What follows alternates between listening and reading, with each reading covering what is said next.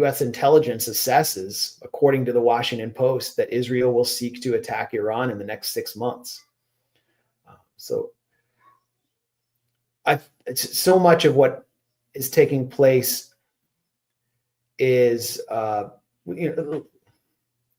who's standing in the way of Donald Trump's plan. Right now, it's not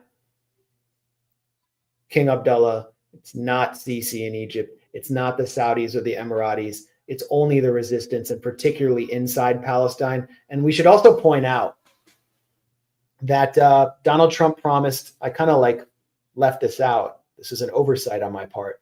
Donald Trump promised that all hell would break loose if all hostages were not released on Saturday at 12 p.m. Now, what was going on? Hamas had declared that Israel was violating the ceasefire. 98 people have been killed in Gaza since the ceasefire. Over 800 people have been wounded by Israel since the ceasefire. Israel continually violates the ceasefire agreement, as they're doing in Lebanon. Just a few hours ago, Israel attacked Lebanon. And so Hamas announced that we will not release any more hostages until you abide by the terms of the ceasefire, which also included letting in a certain number of fuel trucks. Israel had only let in 15. I think the number was 50 per day.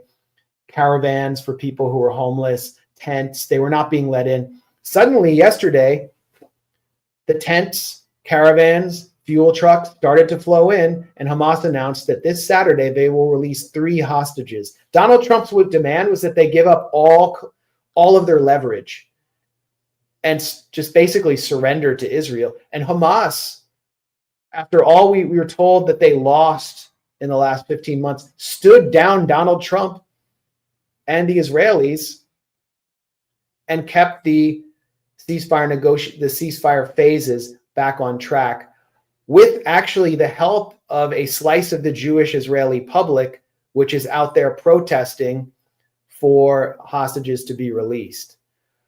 They shut down the Ayalon highway yesterday in Tel Aviv. The parents and families of the captives and hostages maintain enormous sympathy in Jewish Israeli society. So Netanyahu had to bend to their will, and Donald Trump's threat has just kind of faded away into the wind of Mar-a-Lago. Even the New York Times had to admit that Hamas's claims that Israel was violating the ceasefire by blocking humanitarian aid that it had promised to allow in. Even the New York Times had to admit that Hamas was correct. This is from a few days ago. Ali Abunimah pointed this out. So again, Hamas said that Israel had failed to uphold its promises by requiring it to send in hundreds of thousands of tents into Gaza and other humanitarian supplies.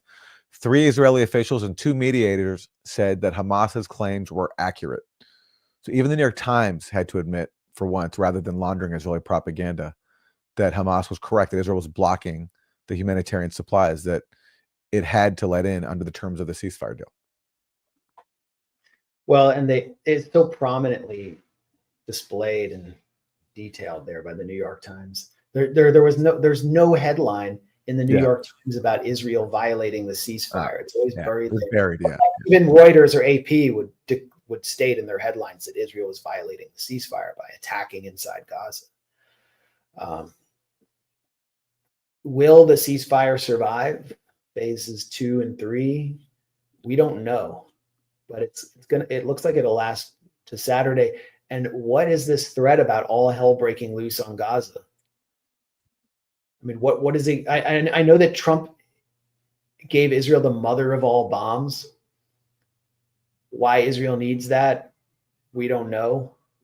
They didn't shred enough children to death. They need a bomb with something like 10 times the capacity of a GBU bunker buster. But hell already broke loose on Gaza. Hell was breaking loose every day, and they withstood it.